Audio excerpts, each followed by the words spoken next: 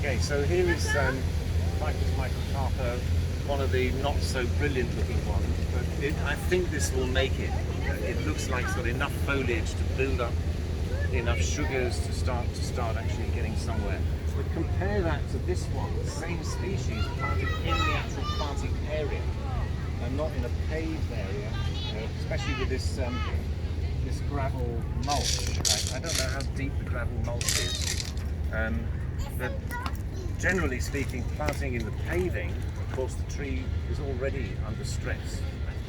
Put it in a soil area and it grows like billion. So we've got Ficus microcarpa here again, and we've got Ficus virens, the Daiition here. And, even the sign agrees with me, so that's quite handy. A couple of other plants that are quite interesting around here.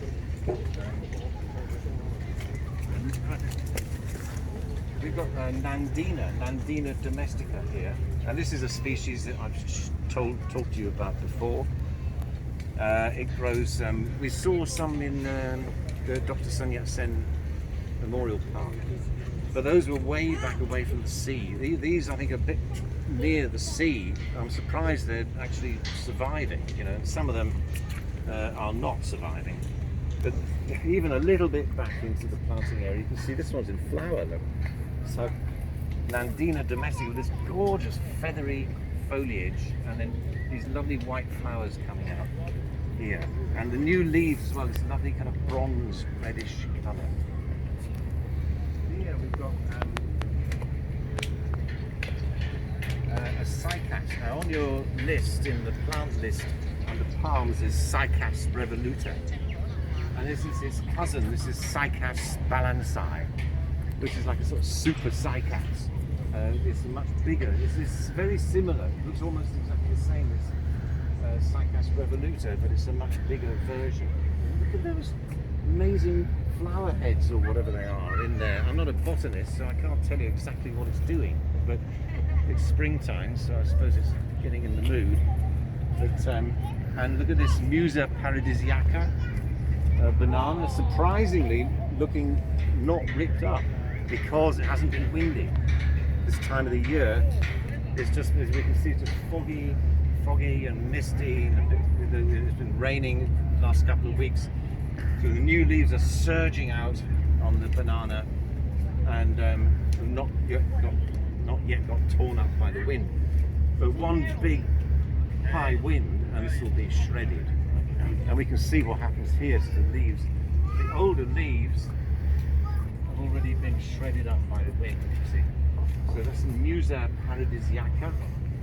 And what else have we got? One last thing.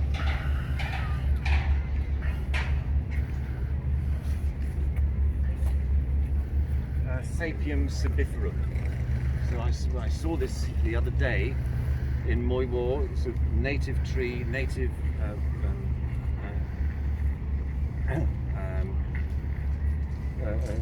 we saw it growing in former farmland habitat in Moiwo, and here it is planted.